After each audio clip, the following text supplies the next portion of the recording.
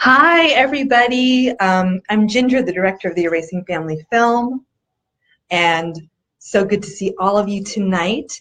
And I have some exciting news. We are getting closer and closer to finishing the filming of our documentary, and I'm hoping to have everything finished up within the next few weeks, which is just really powerful because it means we can start getting this out here and getting building support and building awareness for all of the erased families in the United States and around the world.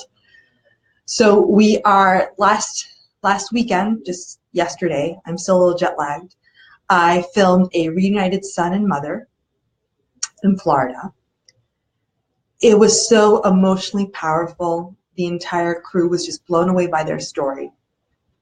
But one thing that I want to talk about today is how hard it can be to reunite with a child that you haven't seen in a decade. In this case, it was a decade. And how the child needs you to be strong, and the child may not want to hear certain things.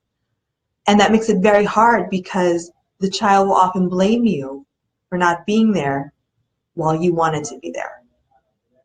And this mother who reunited was able to put her needs of the child first and meet him where he was at. But of course, it's very difficult to do that. So before we get started, and please, if you have any questions, comments, type it in the comment box below and I'll get to it. I definitely have a hard cutoff time of about 35 minutes from now to end this chat today because I have a lot going on and filming that will be done soon. I'm a little jet lagged, so I'm really going to count on you guys today to ask questions, and I will do my best to answer them. So if you haven't already, go to erasingfamily.org. You can click on share your story, and you can leave a video tribute for your kid. You can leave as many as you want. You can leave 10 if you want. You can get every member of your family to leave a video tribute. And this is a message to your kids, so keep it light, keep it about love, keep it hopeful, and keep it about what you want to do, why you miss them, and what you'll do as soon as you see them. And there's also a survey where you can tell your entire story in depth. So go to erasingfamily.org and click on share your story. It's super easy, and a lot of people are like, oh, I want to be in the film. First step, share your story on our website, share a video tribute. That is the first step because we will be picking some of the most heartfelt, emotional videos to include in the film. And also, we always look at the stories that we get from the surveys to see if there are people we want to follow up with. So that's the first step. And also, a lot of you said, oh, can you interview my kid, even just to figure out why they're so alienated from me, why they won't talk to me. And we will be happy to do that if they're over the age of 18, but you have to fill out a survey and give us contact information. We don't have the resources to track people down.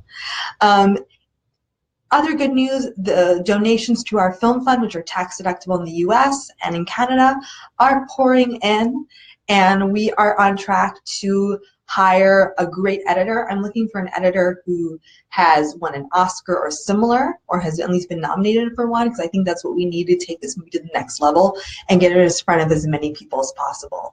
So if you haven't already, or if you haven't want to make a reoccurring donation, you can set it up so every month you donate $10, $50.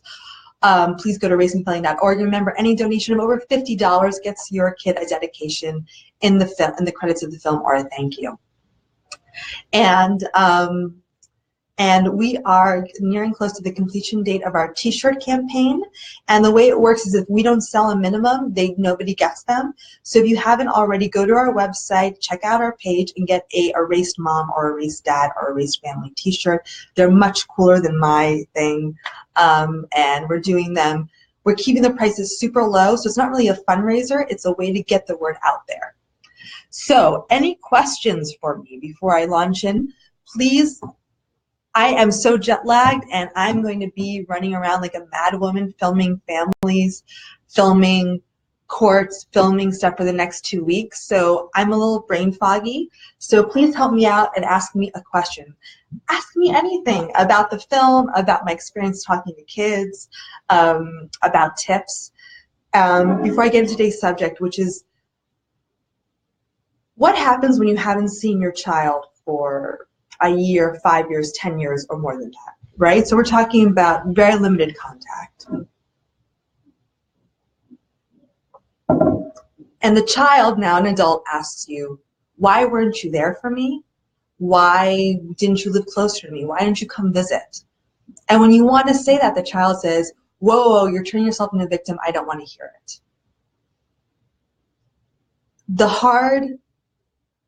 And I think for a lot of parents, it's like, you know, you want to say, do you know how heartbroken I was to not be able to see you, that I love you so much. I gave birth to you. I'm your mother. I'm your father. You know, you were the love of my life, and I wasn't able to see you, and you were being told all these horrible things about you. Do you know how much it crushes me? And the kid says, I don't care. You failed me. And that's very hard to hear. And one thing that was so emotional about the mom that I filmed this weekend was her desire to set the truth straight, but also just knowing that her son wasn't ready to hear it. And they've been talking now for about 5 years, and he wasn't ready to hear it, right? So, like, she just was like, by telling him the truth about his dad and what really happened, how am I serving him? How will him lowering his opinion of his father help him heal? And the answer is not really. And this kid is unique in that he has a relationship with his stepmom, dad, and mom. And the mom had to make this hard choice. And I'm not sure how many of you are familiar with the tale of Solomon and the babies. The mother who I interviewed actually wasn't. And I told her the story about how King Solomon, who was considered very wise, is having court, and he often had to settle, you know, disputes between the people who he ruled over.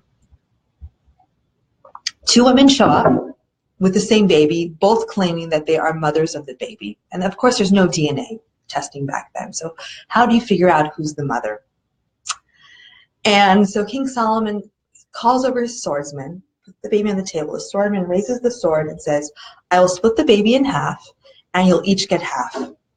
And one woman says, great, and the other woman says, don't kill the baby, it's hers, it's the other woman's. And then King Solomon says, it's the mother who was willing to give up the baby but allow it to live who's the true mother.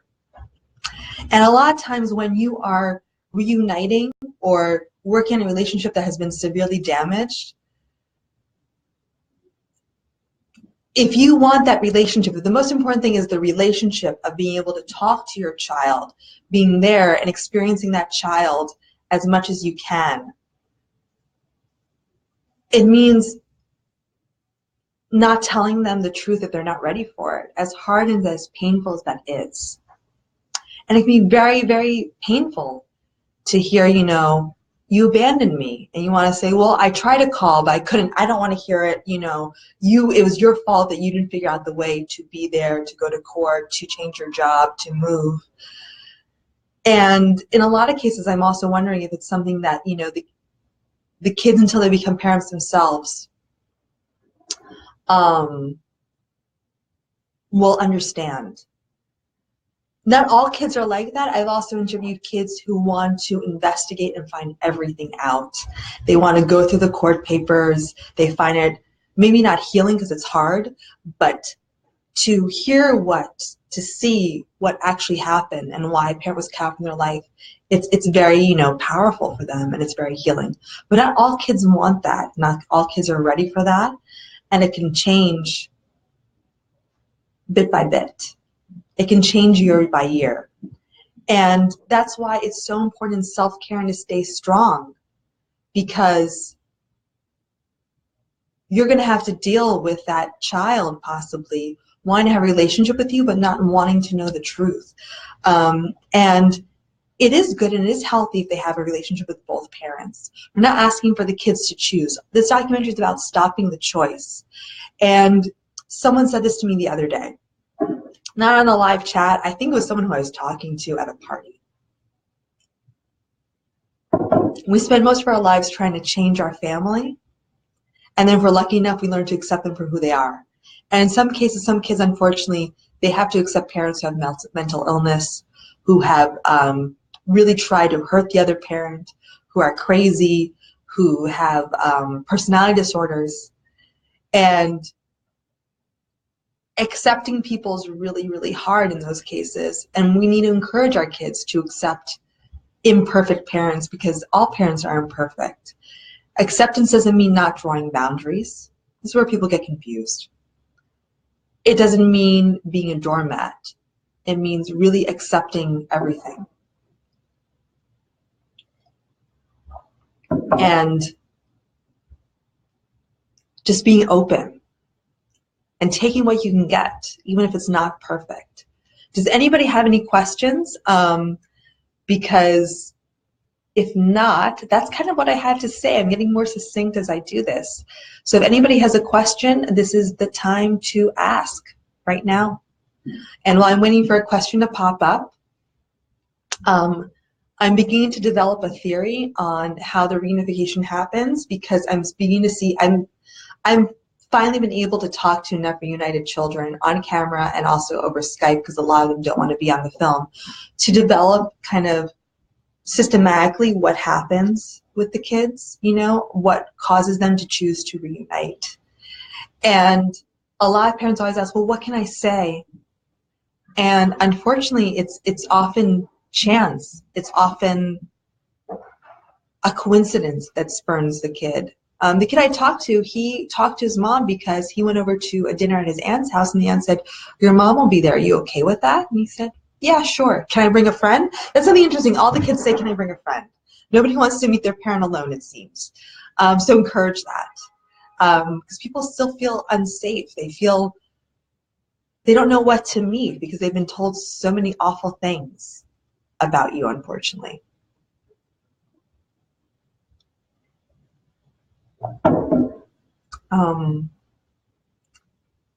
Anybody have a question? If not, I think I'm going to be ending this in a few minutes. Just see, no questions. So, oh, I can talk about what we did last week with the #Erase campaign and a big surprise that we got. So we had a campaign which was holding up a sign that says erase, and you can also, and you can still put up the frame on your post, on your profile pic.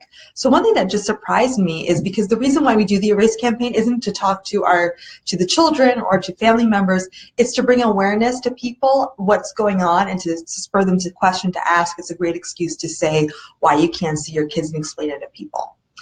One mom contacted me and said that a family member of the side of the family that's not letting her see her kids contacted her and said, I had no idea that you'd been erased. That's heartbreaking and it's wrong, and I'm going to send you pictures and see what I can do. Totally out of the blue, but just goes to show that it's better to talk about these things, because you never know where you might find an ally. So, Tamula Masters, coming in late. Do you feel this pertains to adult children? My oldest son will be 27 on Tuesday. We have not spoke close in 9 years. Well, all of the children pretty much who I'm talking to are adult children, and most of them have had no contact between 5 years to about their whole lives before they meet their parent. I interviewed a girl whose last contact with her dad was 10 months old, so she has no memory. And when the dad found her, someone found a Facebook photo of his daughter and said, is this your daughter? And he had to say, I honestly have no idea. I haven't seen her since she's 10 months. It could be, it could not be. So everything I'm talking about are children who have had no contact or very limited contact for a few years, if not a decade.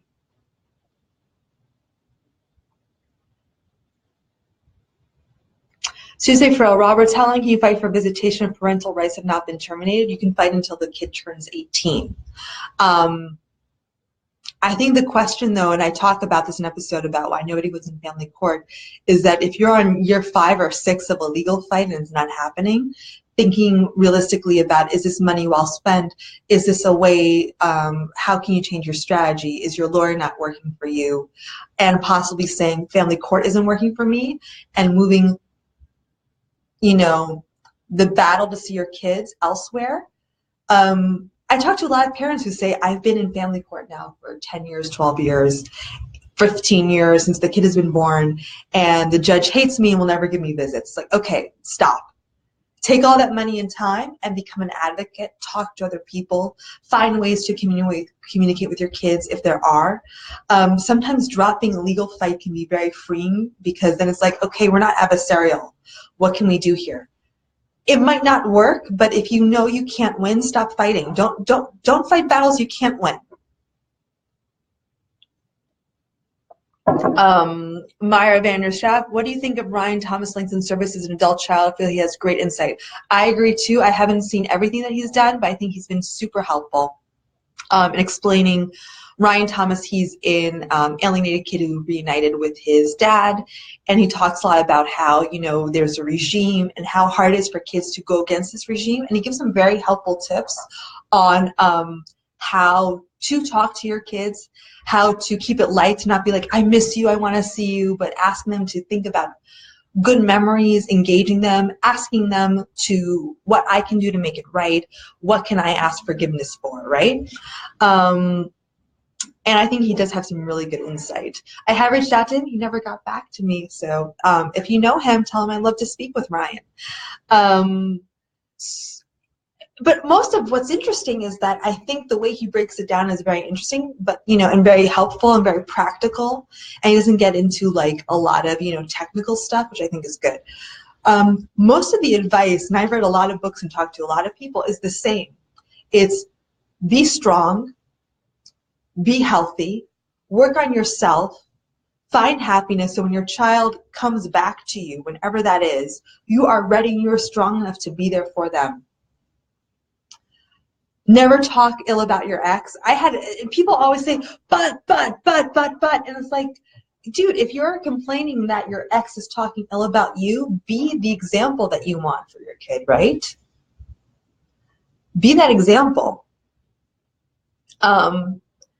And then the other thing too is just about, you know, focusing on the positive, and the kids come back a lot of times because there's a crisis situation they need you to resolve. Sometimes it's just chance they run into you, but, you know, they need you to be strong, and by focusing on the love you have and not setting the story straight or putting limits on them. A lot of parents too, they're like, well, I don't want to see, they'll say, my kid reached out to me, but I don't want to see them because they are rude or obnoxious. And my question to them always is, if your child was kidnapped by a cult leader, or just some sicko who locks them in the basement, let's take the most Hollywood example, right, for 10 years, and they come out and they have mental problems, you're going to be like, well, I don't want to deal with that because they, you know, they need to respect me, and, you know, you'll be like they're a victim of a horrible crime, and that's what's happening to these kids. So meet them where they're at. Doesn't mean not to set limits. Big difference. So if a kid says, I want you to open a credit card for me, you can obviously say no to that, right? You know, you can say, you know, in my house we don't smoke, in my house we don't do drugs, in my house we don't call people derogatory names. But that's very different from being like, you are so rude, I can't deal with you until you respect me because I'm your mother. Well, to them, they're not your mother because you weren't there. And I know that hurts to hear that, but the relationship you can form is going to be different than when you were a little kid. Samantha Green, I'm so scared right now that my 6-year-old will fall for my ex and his crap. Right now, even though my ex is trying to do this, I'm lucky that my son knows mommy loves him. I haven't seen my son in almost 6 months. Oh my God, Samantha, that's so heartbreaking. You know, be careful about ex and his crap. We get what he's doing. But just try to keep it positive for when you talk as much as you can. Blame the system, blame the people who aren't helping you see your son, who should be neutral bystanders, but not, you know, just remember it's still half of him. Melanie Washburn, is really freeing to just stop fighting. It doesn't mean that you fail, it allows you to become more proactive. Very true. And I think people confuse not fighting for not loving and not caring. And maybe all that energy that instead of spending on lawyers and all that money, what if you spend it on finding creative ways to let your child know that you love them? Or if you can, volunteering at their school and not telling everybody what's going on, but just developing a positive presence. So the parents I know who've been able to get the school on their side, it's not because they go to each teacher and explain what's going on. It's that they show up at the school and every teacher's like, oh, that, you know, horrible, abusive father. Oh God. Well, you can volunteer, but you can't volunteer with your own kid. And then after 6 months, like, wow, this dad's pretty awesome. He really cares. He's always showing up to meetings. maybe what's being said about him is incorrect. But it's never because they explain their story first. It's because people can see their love and devotion in action.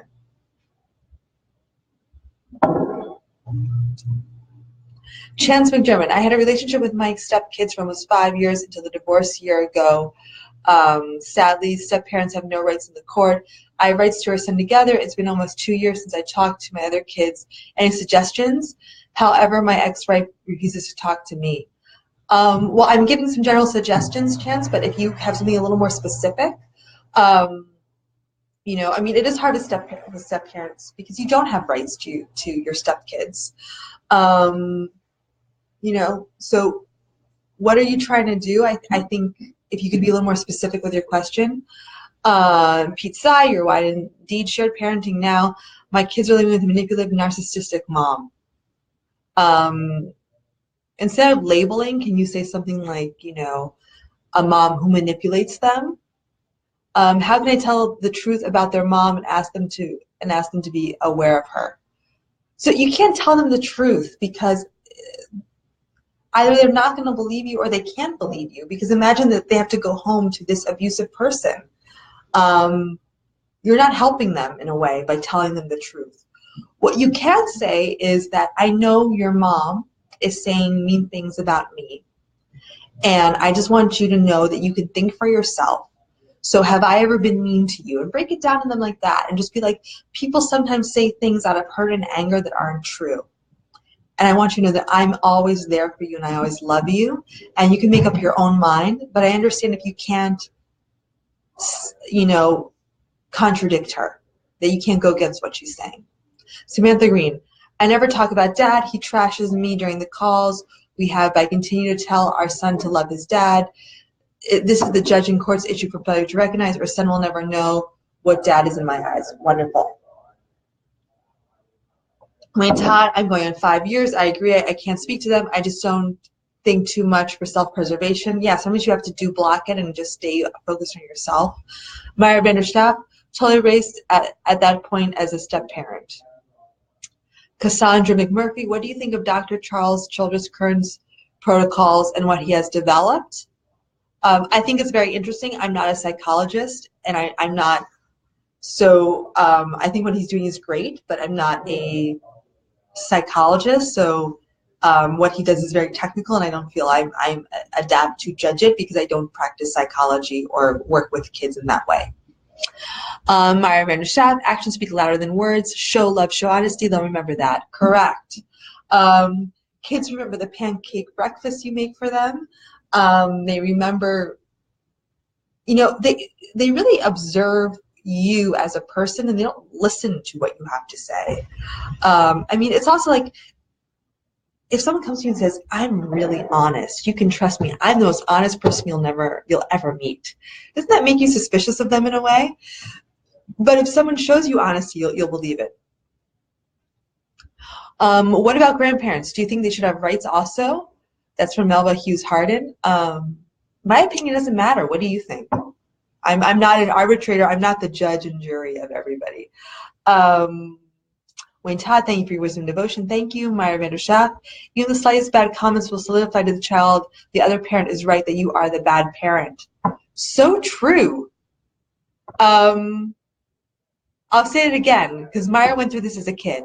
Even the slightest bad comments will solidify to the child the other parent is right, that you are the bad parent.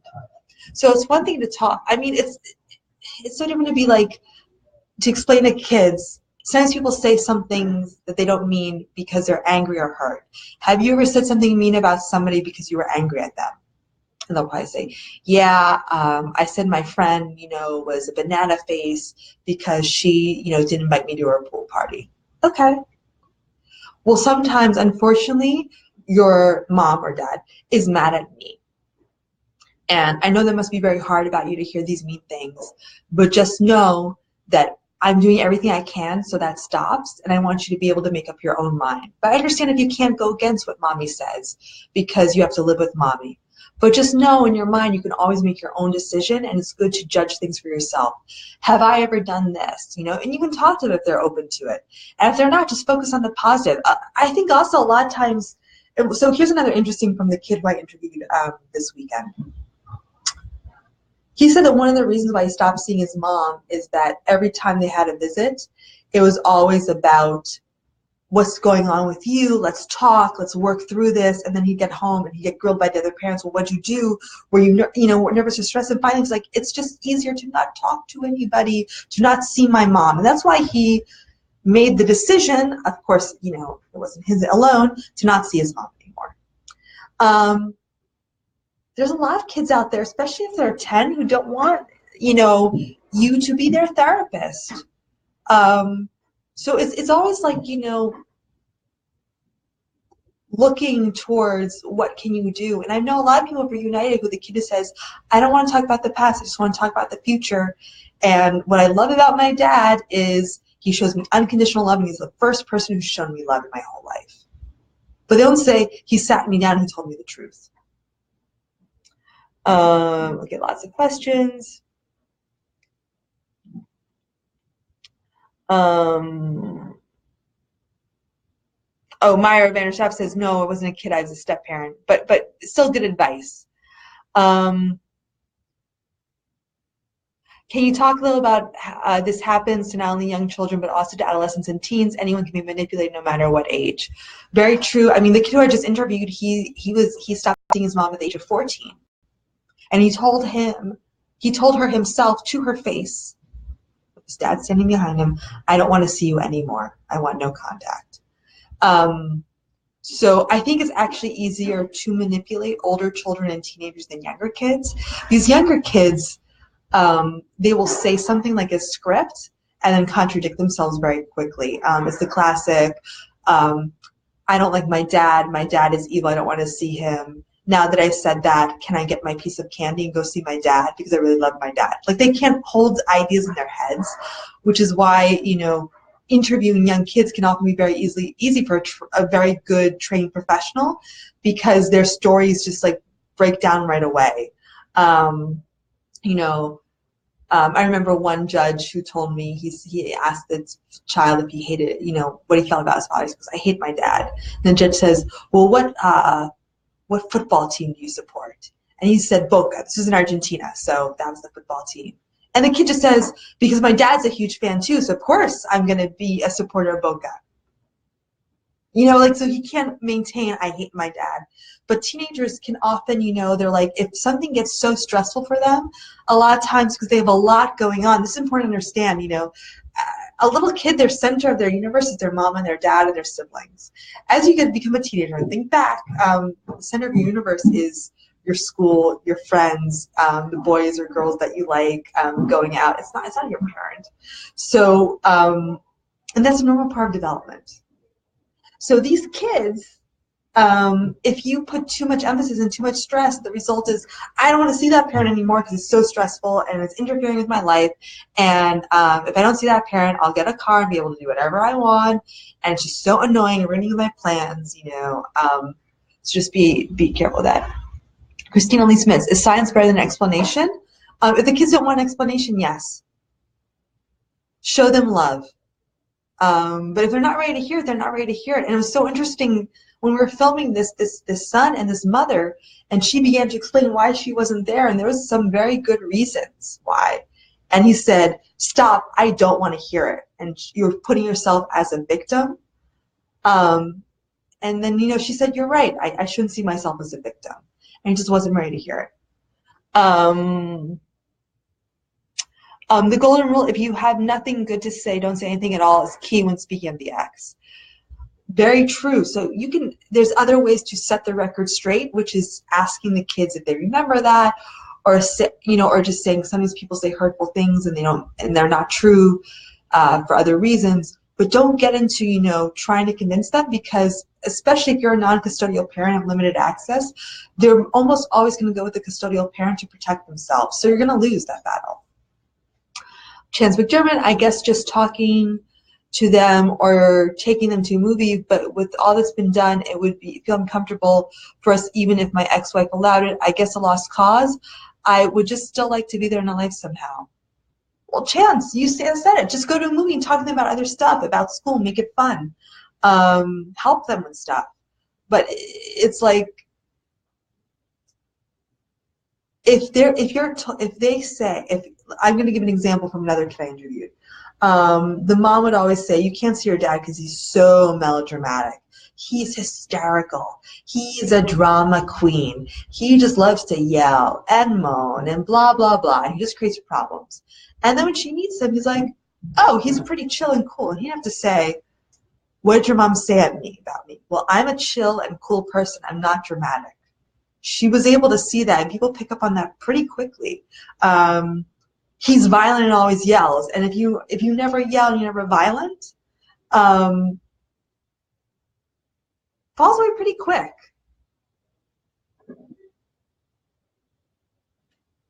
Besides, if your analogy of a kidnapper is good, if your kids live with a manipulative narc, I really hate that term, narc. So are we going to let the kids continue to get closer and influenced by a monster? Well, I mean, no, you're not. It's not about letting this happen.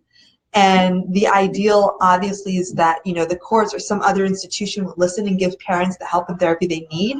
But, you know, you can't deprogram your own kids.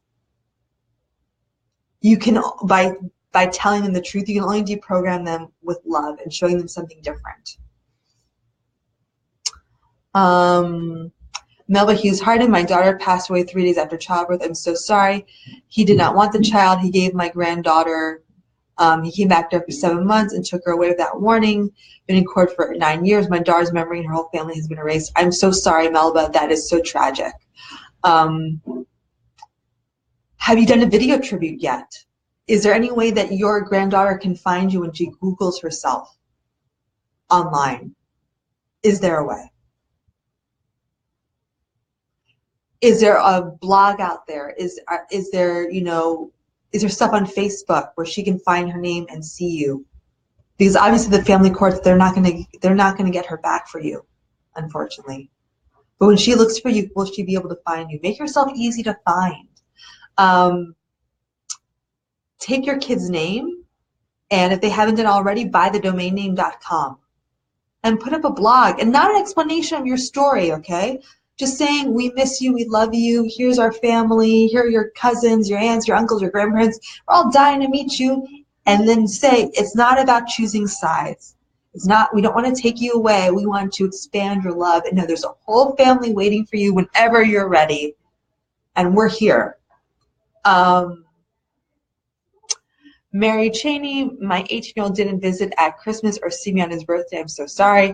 It's been a year. Do I still text him and still go to games? Is the question? Yes. But never say, I miss you so much. Just say like, hey, checking in. You know, you can even make it funny, you know, like, haven't heard from you. Can I, you know, make a deal? If you text me once a month, you know, try this out. I haven't heard if this works, so this is just an idea. If you text me once a month with just an update, you know, one sentence about how life is going, so I know you're alive and okay, that'd make me feel so much better, and I won't bug you anymore. Could you do that? I'll just text you back saying, got it, love you. At least you're engaging, you know. Definitely show up to his games. Yeah. It might be hard on them, but, like, you know, show up. Be there. See if you can get more involved in this school. You know, is there any way that can you get involved with the PTA? And just talk to other parents, just be there. And they're like, we need to sell some cupcakes. And you're like, I got you the cupcakes. You know? And everyone's like, oh, you know, you're Mary Cheney's son? And you're the one with the cupcakes. You make the peanut butter cupcakes, you know? And then you know, he's like, oh, I thought my mom was evil. Oh, but she makes great cupcakes. You know? Like, okay. It's and all these things, and this is important, you might do everything right and it still might not work.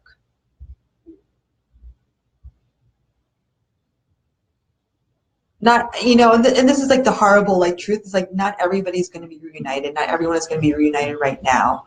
But, you know, it's also like, if you're volunteering in the PTA, at least you're doing something beneficial for the school and for your kid, right? Chrissy Conjari Mejia, I'm sorry if I'm saying that wrong. I was almost erased, but I showed up, fought for my rights in the right way, and showed a difference in what they were saying versus what I was doing. It's hard to take on the views your kids have on you, more so when they are untrue. However, actions will prove something. Bad mouthing the other person in response doesn't do anything. The kids in the middle more. My kid went from not wanting to see me at all, although it took a few years, now they can't wait and ask when I have them next. Wow, Chrissy, that is a beautiful story. I'm gonna put a little like there. It's very hard because we always want to correct untruths about ourselves. And I find this interesting too, talking to, doing these. This is like now the 7th video I've done where most of the people are like, but I really want to badmouth my ex. I really want to say the truth. I really, it's so unfair what they're saying to me. How do I correct this?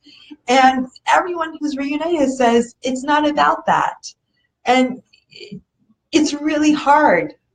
But your kid doesn't want to hear that because that's still their half of their DNA. And also, wouldn't it be great if one day that person snaps out of it, gets the help they need, or at least de-escalates? Crazier things have happened. Why do you think some mothers or even fathers alienate children from the other parents? So there's a lot of reasons why. I think in some cases it can be because society encourages it, for revenge, for more money, more child support, so they have them for more time. If they, remarry, have another person, it's just easier to erase the real parent and have this new family unit that's just nicer and simpler. And then some people suffer from mental illness or personality disorders. So the easiest ones are the ones where it's someone who's doing this out of anger or hate, because you can negotiate with that. You can offer them money. You can offer them time. There's something that they want, right? It's much harder when someone's just crazy, right? And in that case, it might just be triaging the situation to protect your kid.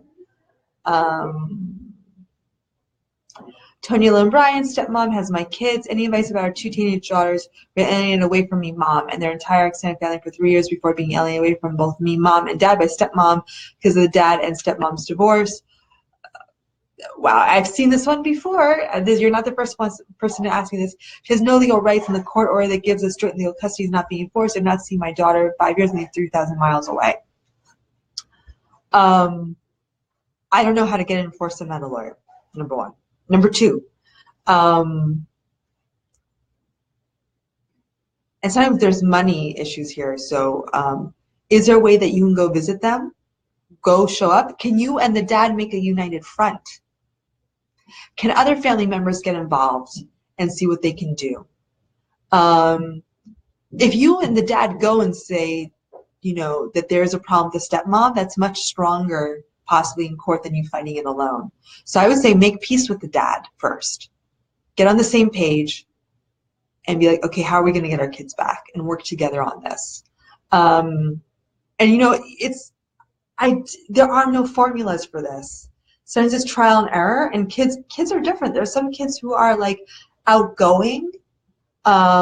There's some kids who are shy. There's some kids who are very functional. There's some kids whose lives are disasters.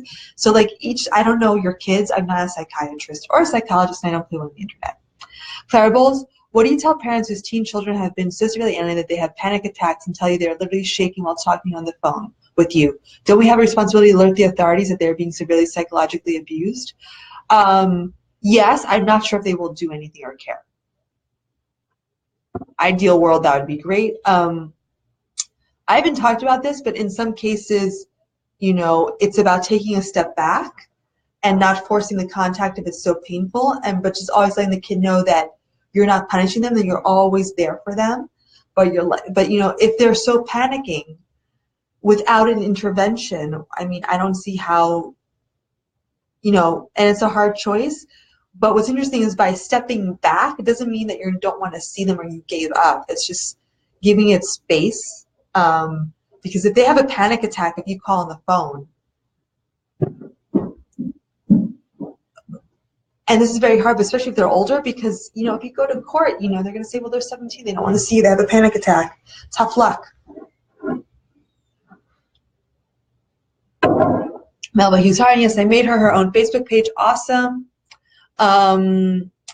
Do you think there have been positive changes towards shared parenting? Are you optimistic that shared parenting will be a reality one day soon? I think there are being more and more changes. I think that the key is when I talk to kids, how many kids, even when they really have one parent who they prefer, have said, like, looking back, especially as they get older, that their big wish was like a week on, a week off, more equal time. And they also think that if the courts kind of impose something, there would be less fighting. So I think that more people are getting this. 73% of millennials support shared parenting.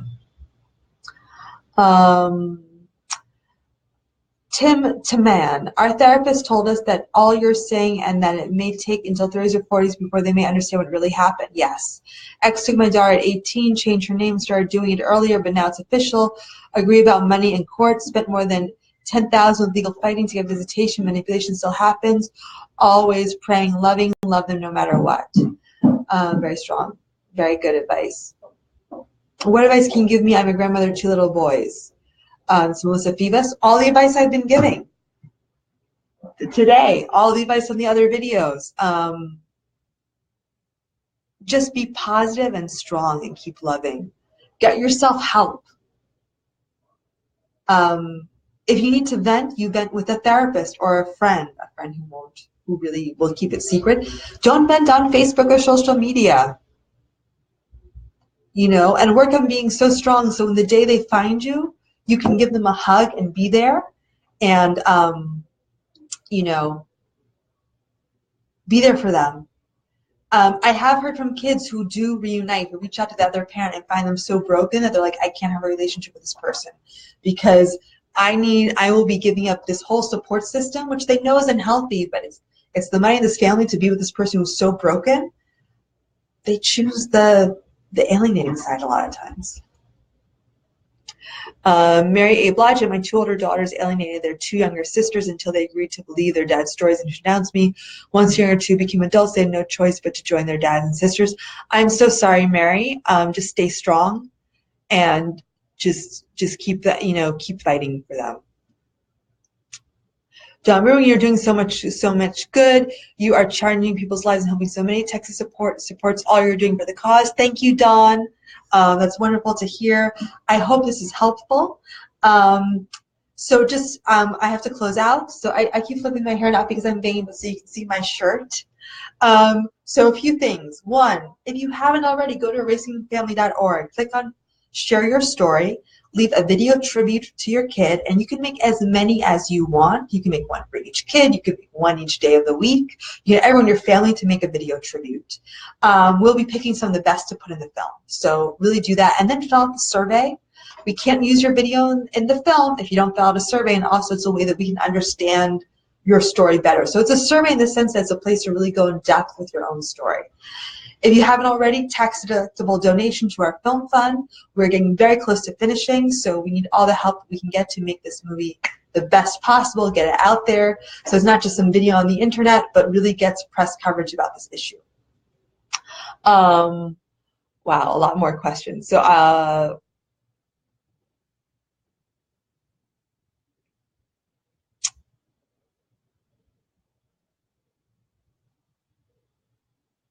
So Tony Lee Brandes, you just said, they're so brainwashed. I was wondering about speaking the truth about stepmom's evil ways to them in a way that may not be appropriate with a biological parent. Would that be effective in this case? No, stop saying evil.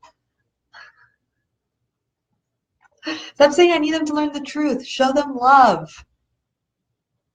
When they're ready, they'll ask if they're ready about the truth. Say in a way that, you know, people say hurtful things. You need to be able to think for yourself. You can deconstruct something if they come at you with something very specific, like, you know, weren't you in jail for 10 years? And if you never were, you can be like, no, I wasn't in jail for 10 years, you know, and explain to them why, show a criminal record, and be like, you're free to always ask me anything that you're told, because sometimes it might not be true, because sometimes people don't say the truth.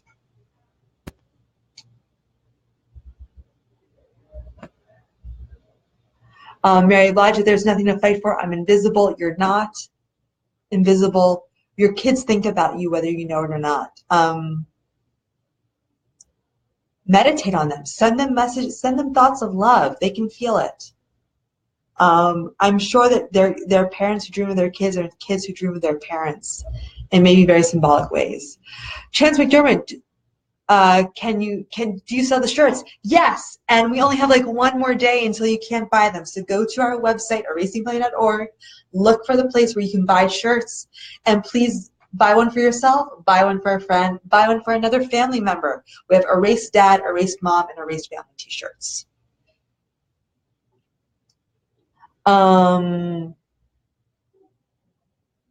Chrissy Conradi Mahija, is there anything I can do to help others?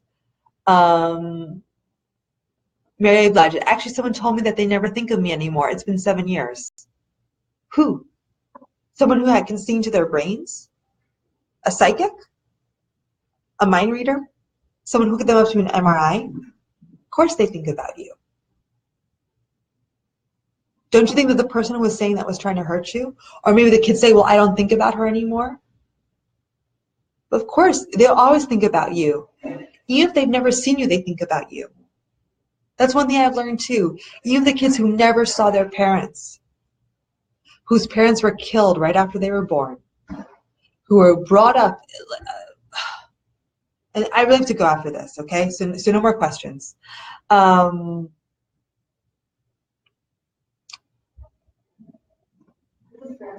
woman who's in her 20s wants to become a Russian translator. So study Russian in college and become a Russian translator. Everyone's like, that's so weird. No one speaks Russian that you know, and it's such a hard language. Why Russian? Turns out that her mother, her real mother, was killed when she was about a day old. And when she was in the womb, her mother was Russian and she spoke Russian to her. So her way of thinking about her mother was this strong desire to study the Russian language, become a Russian translator, which everyone said made no sense. And then when she found out who her mother was and that the only memory she has of her mother is the Russian language because she never actually saw her mother. So don't believe that the kids don't think about you. They think about you. They might say that they don't, but of course they're thinking about you. And they're missing you. Just because someone can't say something or verbalize it doesn't mean that it's true. Think about all the times that we are unable to express emotions. And now think about a kid who's been trained to suppress their emotions their entire life, who's been threatened to suppress their emotions. Of course they think about you, Mary. They might dream about you every night. They might think about you in abstract ways. Maybe when you were little you made them banana cupcakes, and maybe they really love banana cupcakes. They don't know why. People remember that, you know. I mean, I've also worked with,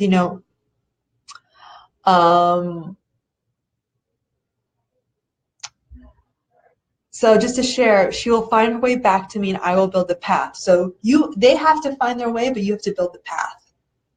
And reaching out, sending messages as much as you can, letters, cards, even if they get returned. And one mother said she would send a card and always take a picture of it so she had proof later on. So that sort of stuff, yes. If they said, you never contacted me, and you can say, look at all the letters I sent. Did you not get them? But you don't say, because they were destroyed, you said, I sent all of this. I sent all of these emails. This is the phone log I have on my phone of all the times I called. You never paid child support. These are all the child support steps. Stuff like that, yes. But don't say, because your evil mom or your evil dad didn't let me have a relationship with you because they're an evil narc. No, just say, oh, it didn't get to you? That's so funny. Look at all this stuff I sent to you. So, Mary Blodgett says, bye. She said very quickly, they said they no longer remember their childhood. A lot of kids I talk to have no memories whatsoever of their childhood. None. Nothing. They can't remember what school they went to. So with that, I have to say goodbye. Thank you for following. Remember, erasingfamily.org. Leave a video tribute. Fill out a survey. Make a donation. Buy a t-shirt. You can still use the erased hashtag. And next week and the next 2 weeks, we won't be doing the video chats because I'm going to be very busy finishing up the movie. But we'll be back in February. So take care. Take care of yourselves. Right? give yourself permission to be happy. It actually helps you eventually have your kid come back to you, okay? Take care. See you in 2 weeks. Bye.